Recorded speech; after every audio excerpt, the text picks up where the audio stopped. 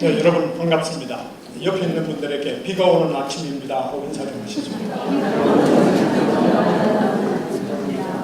네, 비가 우리가 절실히 필요하죠. 이제 모내기도 해야 되고 하니까 절실한 비가 오는 것 같습니다. 그리고 먼지도 씻어 내리고요. 오늘 아침에 찬송을 은혜있게 해주신 성가대 여러분들에게 진심으로 감사를 드립니다. 고맙습니다. 네, 오늘 성경 말씀을 보도록 하겠습니다.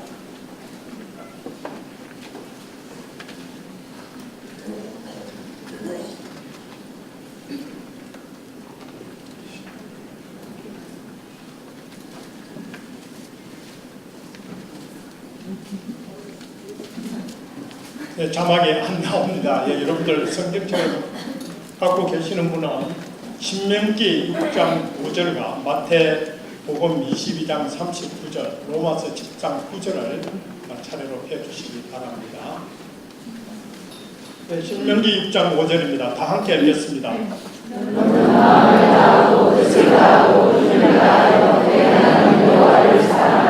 네, 마태복음입니다.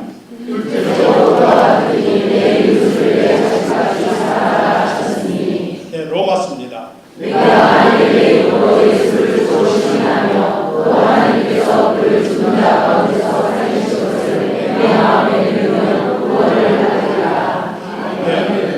오늘 저는 신앙의 기본이라는 말씀으로 여러분들과 은혜를 나누고자 합니다. 사실 좀 말씀이 많고 또 이것을 시리즈로 몇 회를 통해서 설교를 드리려고 듭니다만 제가 핵심만 여러분들에게 말씀드리도록 하겠습니다. 최근에 여러분들이 지난 3월 8일 말레이시아 항공기가 239명을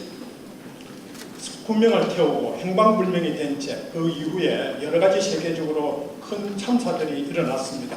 물론 4월 달에는 더 큰 사고들이 일어났는데요. 우리나라에서도 세월호 사건이 일어났고 5월 달에도 여러 가지 사건들이 일어난 것을 볼 수 있습니다. 성도 여러분, 이런 대참사들을 보면서 왜 이런 사고들이 일어난다고 생각하십니까? 또 세월호를 통해서 우리 사회와 교회에 주는 하나님의 교훈은 무엇인지를 여러분들이 많이 생각하셨을 것입니다. 오늘 아침에도 그런 교훈이 무엇인가를 한번 여러분들이 골똘히 생각하는 그런 아침이 되었으면 좋겠습니다. 네. 우리 모두가 공감하듯이 그동안 우리 사회나 교회가 기본에 충실하지 못했지 않았나 하는 그런 생각을 합니다. 교회는 무엇보다도 우리가 신앙의 기본에 철두철미해야 될 것입니다. 신앙의 기본을 지킴으로써 교회가 발전하고 궁극적으로는 사회와 국가의 발전을 이루어야 된다고 생각합니다. 그래서 신앙의 기본이 과연 무엇인지를 여러분들이 다 아시지만 한 번 더 생각하는 그런 아침이 되었으면 좋겠습니다. 그래서 신앙의 기본은 우리가 성경 말씀에서 찾아야 되는데 오늘 읽은 말씀이 바로 신앙의 기본이라고 할 수 있습니다. 그래서 신명기 6장 5절을 다시 한번 제가 읽어보면은 내 마음을 다하고 목숨을 다하고 뜻을 다하여 주 너의 하나님을 사랑하라고 하셨습니다. 마태복음 22장 38절에서 예수님은 이것이 크고 첫째 가는 계명이라고 말씀하셨습니다. 크고 첫째 간다. 그래서 우리가 꼭 지켜야 된다 하는 말씀입니다. 그래서 이것을 우리가 이 말씀을 요약하면 어떻게 되겠습니까? 다시 한번 간단히 말씀드리면은 죽도록 하나님을 사랑하라는 것입니다. 성도 여러분, 정말 여러분 모두가 죽도록 하나님을 사랑하십니까? 이 아침에 한번 생각해 보시기 바랍니다. 그런데 하나님은 이 말씀을 내가 죽도록 사랑하는 것에 만족을 하고 있지 않다는 것입니다. 그래서 우리가 이어지는 신명기 6장 9절을 보면은 제가 읽겠습니다. 오늘 내가 내게 명령하는 이 말씀을 너는 마음에 새기고 내 자녀에게 부지런히 가르치며 집에 앉아 있을 때든지 길을 갈 때든지 누워 있을 때든지 일어날 때든지 이 말씀을 강론할 것이며 너는 또 그것을 내 손목에 메어 기호로 삼으며 내 미간에 붙여 표로 삼고 또 내 집 문설주와 바깥문에 기록할지니라 이렇게 우리에게 당부를 하고 있습니다. 그래서 신명기는 우리가 하나님을 죽도록 사랑할 뿐만 아니라 시간을 가리지 않고 하나님 사랑을 자녀들에게 가르치라는 것입니다. 그래서 집에 앉아 있을 때든지 누워 있을 때든지 일어날 때든지 심지어 길을 갈 때도 자녀들에게 하나님 사랑하라고 가르치라는 것입니다. 만약 우리가 이렇게 자녀들에게 하나님 사랑을 제대로 가르쳤다면 오늘날 많은 자녀들이 교회로 나오겠죠. 근데 여러분들 자녀 중에서도 교회 열심히 나오지 않는 자녀들이 있지 않습니까? 우리가 충실히 이 말씀을 가르치지 못하고 실행을 못했다는 것을 알 수 있습니다. 또한 이뿐만 아니라 이 말씀을 손목에도 메고 문설주에도 붙이고 대문에도 써붙여서 항상 보며 기억하며 실행하라는 말씀입니다. 여러분, 우리가 얼마나 하나님을 사랑하는 일을 실행하고 있습니까? 만약 이 명령을 지키지 않으면 어떻게 되겠습니까? 당연히 벌을 받게 됩니다. 이 이스라엘 구약시대 이스라엘 백성들은 이 명령을 지키지 않고 이방신들을 섬기고 우상을 섬기고 하다가 결국은 나라가 멸망되고 말았습니다. 나라가 멸망됐다 하는 것은 얼마나 고통스러운지 우리 민족들은 너무나 잘 알고 있습니다.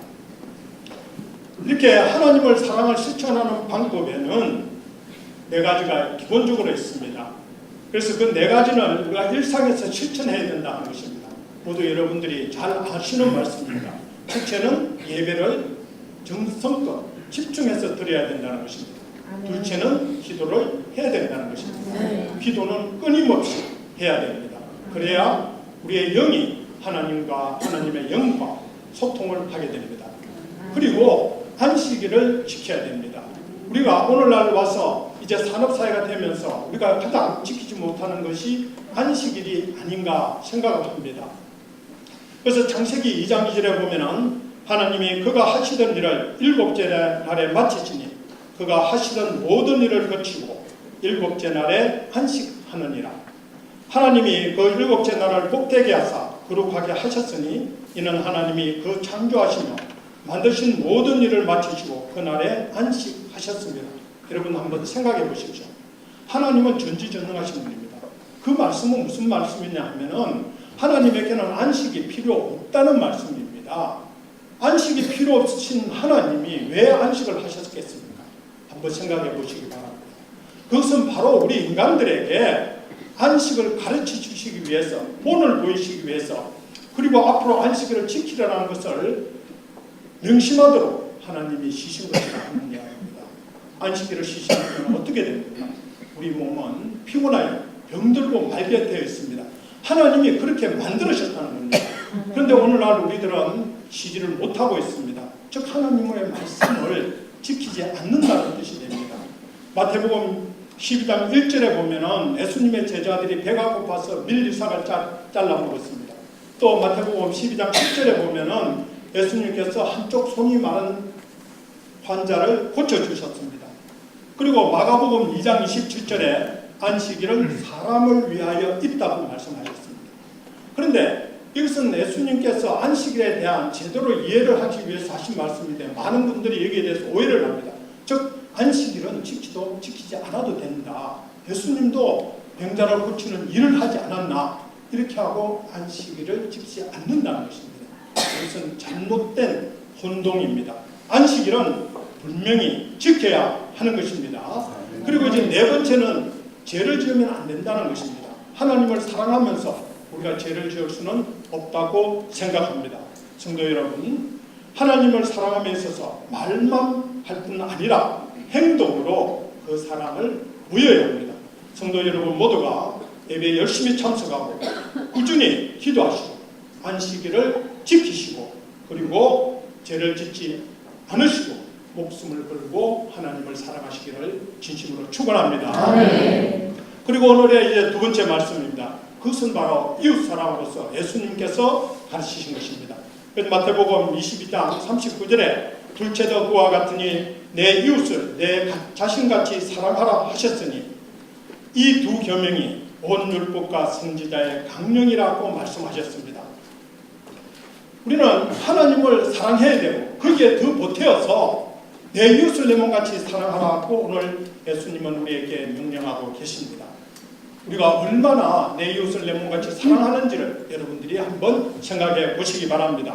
마가복음 7장 12절에 내 이웃을 사랑하는 방법이 나와 있습니다. 그러므로 무엇이든지 남에게 대접을 받고자 하는 대로 너희도 남을 대접하라. 이것이 율법이요 선지자니라 이렇게 말씀하셨습니다. 즉 내가 남에게 대접을 받고자 하는 대로 남을 대접하라는 것입니다. 이것을 우리가 황금률이라고 말합니다. 황금률 너무나 귀중하고 소중한 말씀이다 하는 그런 뜻입니다. 그래서 우리가 세월호 탈출에서도 보면은 그분들이 정말 이 말씀을 그분들도 기독교인들이라고 하는데 이 말씀을 실행했나를 생각하지 않을 수 없습니다. 근데 우리들도 죄책감을 느끼고 있습니다. 왜냐하면 과연 나도 그 탈출한 선원들과 동일하지는 않는지 하는 그런 죄책감 때문에 우리는 지금 깊은 수렁에 빠져 있다고 생각합니다. 근데 또한 요한복음 15장 13절에 보면은 사람이 친구를 위하여 자기 목숨을 버리면 이보다 더 큰 사랑이 없나니 라고 했습니다. 세월호 참사에서도 많은 의사자들이 있었습니다. 남들을 위해서 자기 목숨을 내놓았습니다. 그분들이 정말로 우리에게 빛이 되는 분이라고 저는 생각합니다. 그런데 이와 같은 것을 우리가 알고 있다 할지라도 그것을 실행하기는 쉽지 않다는 데 문제가 있습니다. 그러면 어떻게 하면 그와 같은 일이 닥쳤을 때 우리가 목숨을 남을 위해서 내어놓겠습니까? 그것은 평소에 우리가 열심히 그런 상황을 가정하고 기도하면서 우리가 담대해져야 합니다. 그래야만 그런 상황이 닥쳤을 때 생각 없이 내 목숨을 남을 위해서 내어줄 수가 있습니다. 이것이 우리 기독교의 진정한 자세라는 것입니다. 또한 이렇게 하나님을 사랑하고 내 이웃을 내 몸같이 사랑하는 것을 율법이며 선지자의 강령이라고 하셨습니다. 선지자의 강령이라고 하는 것은 선지자가 우리에게 가르치는 말씀이라는 것입니다. 그러니까 이 두 말씀만 충실히 우리가 실행해도 율법을 다 지키는 것이 되고 선지자들이 우리에게 가르친 것을 다 지키는 것이 된다는 그런 뜻이 되겠습니다. 이제 세 번째 말씀을 보겠습니다. 세 번째 말씀은 바로 구원에 관한 이야기입니다.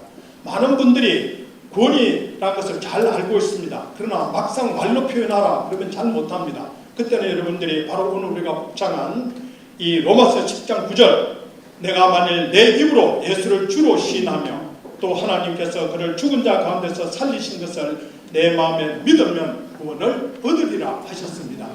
여러분들이 이 구절은 마음속에 외우시고 누구든지 구원이 무엇이냐 하면은 이 말씀이 바로 쏟아져 나와야 됩니다. 그래서 우리가 지금까지 말씀드린 이 사랑과 믿음을 신앙생활의 양대 기둥이라고 말합니다. 뭐라고요? 네, 믿음과 사랑 이것을 신앙생활의 양대 기둥이라고 말합니다.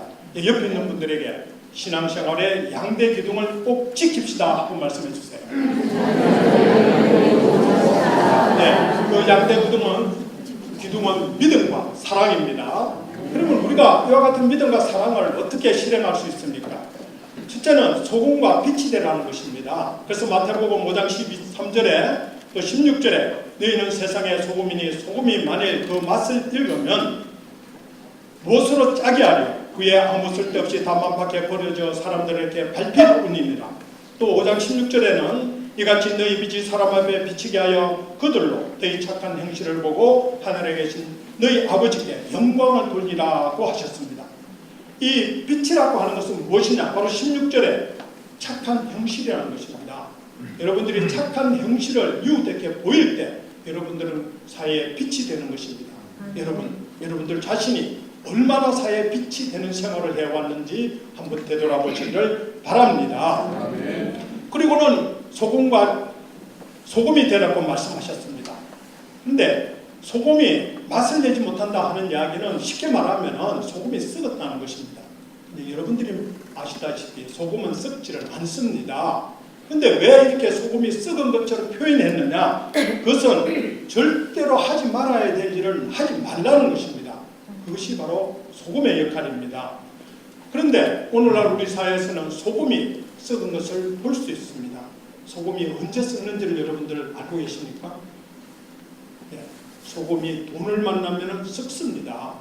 여러분 이번에 세월호 참사에서도 소금이 돈을 만나서 썩어버렸습니다.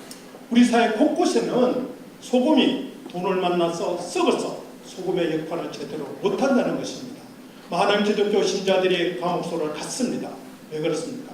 대부분은 소금이 돈을 만나서 썩어버렸기 때문에 그렇다는 것입니다. 그래서 우리가 소금 역할을 제대로 하려고 그러면은 돈을 만났을 때 소금의 역할을 하도록 우리가 마음을 다짐해야 된다는 것입니다.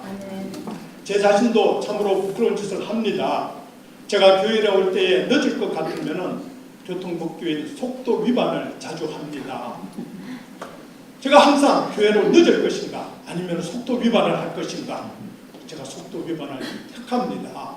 그런데 사실은 이것이 상당히 부끄러운 짓이라는 것입니다. 이런 하잘 것 없는 것 때문에 사회에서 기독교인들을 조롱합니다. 너희들은 기독교인이라면서 그럼 법규까지, 교통법규까지 지키지 못하느냐. 저희는 세월호 참사가 이러고 나서 이 말씀을 가지고 많이 회개하고 지금 열심히 지키려고 많이 노력하고 있습니다. 이것도 바로 여러분들이 세상에 빛이 되고 소금이 되는 길이라는 것입니다. 다음으로 우리가 해야 될 일은 그리스도의 향기입니다. 고린도후서 2장 15절에 우리는 구원받은 자들에게나 망하는 자들에게 하나님 앞에서 그리스도의 향기니라고 말씀하셨습니다. 그리스도의 향기가 되면은 좋은 향기를 세상에 내뿜어야 됩니다. 그런데 내 자신을 비롯하여 조금 전에 제가 교통 위반을 했다고 했습니다. 이런 사실을 통하여 그리스도의 향기가 되지 못하고 오히려 악취가 된 것은 아닌지 반성하지 않을 수가 없다는 것입니다. 그리고 호세아서에 보면 오늘 우리나라의 대한민국의 발전 상황에 대해서 이렇게 경고를 하고 있습니다. 호세아서 4장 7절입니다. 여러분들 집에 가서 한번 찾아보시기 바랍니다. 4장 7절에 그들은 번성할수록 내게 범죄하나니 내가 그들의 용화를 변하여 욕이 되게 하리라.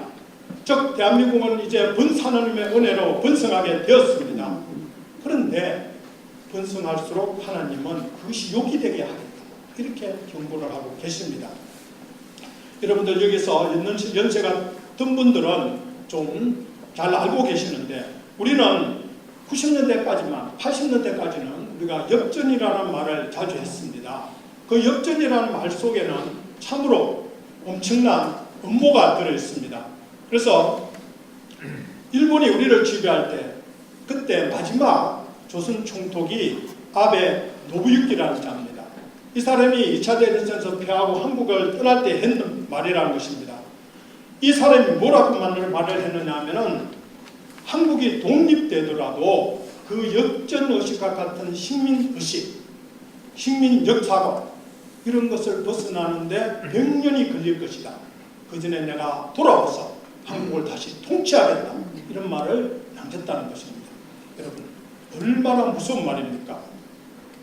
그러니까 우리가 경제적으로는 이제 88 올림픽과 2002년 월드컵을 하면서 어느 정도 잘 차게 되었습니다. 그래서 자신감이 생겼습니다. 그러면서 역전이라는 소리가 차차 없어지게 되었습니다. 그러나 문화적으로는 아직도 우리가 일본에 열등하다고 생각했습니다. 그래서 1998년에야 최초로 일본의 문화를 1차로 개방했습니다. 그 이후에 2차, 3차를 2003년에 가서 2003년입니다. 가서 비로소 일본에 완전히 우리의 문화를 개방하게 된 것입니다.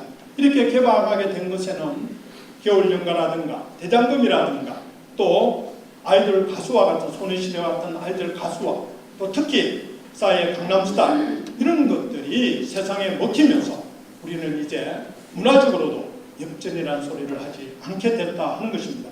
참으로 바람직한 방향입니다. 그런데 이 우리의 자만 때문에 우리는 그동안 번영으로 인해서 문화적으로 또 IT 강국이다 하면서 내세우면서 우리가 자만하고 교만에 쳤다고 하는 것입니다. 그래서 이 자만하고 교만한 데 대해서 하나님이 호세아서 13장 1절에 경고를 하고 있습니다. 에브라임이 말을 하면은 사람들이 떠났다.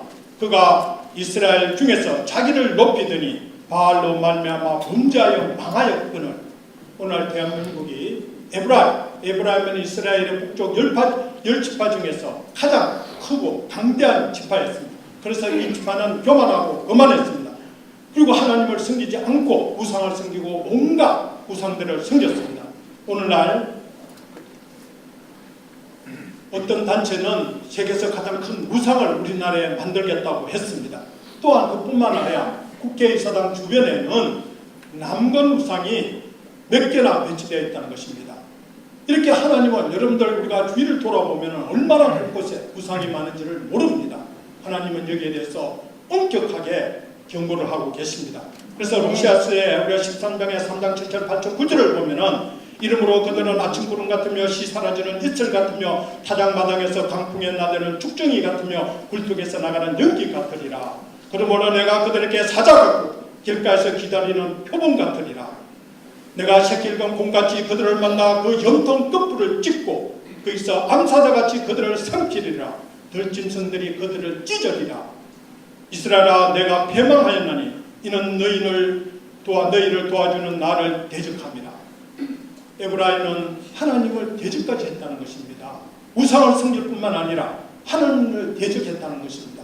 이것이 과연 오늘날 우리 대한민국이 아닌지 우리가 한번 깊이 통찰해야 된다고 생각합니다. 오늘날 우리가 영화를 누리게 된 것은 전적으로 하나님의 은혜입니다. 대한민국의 많은 사람들이 여러분들이 새벽 기도를 하며 울부짖은 결과로 하나님께서 이 나라를 축복하여 주셔서 이 나라가 잘 살게 된 것입니다. 그런데도 여러분들은 거기에 대해서 감사하고 은혜를 충분히 갚지를 못했습니다. 그러니 세상 사람들은 더욱 여기에 대해서 모르고 자만하고 있는 것입니다. 그렇기 때문에 우리는 결국은 이스라엘처럼 하나님께 변망덕하고 하나님께 대적하는 것은 아닌지 여러분들이 이 아침에 깊이 생각해 보시기를 바랍니다. 우리 교인들이 세상에서 소금과 빛이 되지 못했기 때문에 또한 그리스도의 향기를 나타내지 못했기 때문에 결국은 오늘날 기독교가 외면을 당하고 조롱을 받는 그런 처지에까지 이르렀다는 것입니다. 우리가 세월호 참사를 통하여 우리 모두가 죄인이라는 그런 생각을 갖도록 했습니다. 이것은 바로 하나님께서 우리가 금식하며 회개할 것을 명한다는 것입니다. 다시 한번 우리에게 기회를 주겠다는 경고입니다. 그러니까 우리는 이런 사건들을 맞이했을 때 교회가 앞장서서 금식하며 회개하고 하나님께 용서를 빌어야 할 그런 처지에 우리가 지금 있다는 것을 말씀드리지 않을 수 없습니다. 그렇게 하기 위해서는 우리가 신앙의 기본을 철저히 지켜야 됩니다. 이제 말씀을 정리하겠습니다. 우리는 모든 면에서 사회 곳곳에서 기본에 충실해야 됩니다. 또한 우리는 겸손하고 정직해야 됩니다. 우리가 모두가 정직해져야 됩니다. 신앙적으로는 더욱더 정직하고 그리고 신앙의 기본을 철저히 지켜야 합니다. 곧 하나님을 죽도록 사랑하고 내 이웃을 내 몸같이 사랑하면서 우리가 세상에서 소금이 되고 빛이 되고 그리스도의 향기가 되어야 한다는 것입니다. 이럴 때 우리는 하나님께 영광을 돌릴 수 있고 우리가 정말로 구원받은 하나님의 진정한 자녀가 된다는 것입니다. 여러분께서 하나님께 영광을 돌리고 하나님의 기쁨이 되도록 또한 여러분들이 하나님의 오늘 이 말씀, 이 명령을 지키시기 바랍니다. 이 명령을 지켜도 되고 안 지켜도 된다는 그런 말씀이 절대로 아닙니다. 여러분들께서 하나님을 사랑하고 이웃을 사랑하고 또한 예수 그리스도가 우리의 구세주라는 것을 굳게 믿으면서 앞으로 살아가시기를 축원합니다.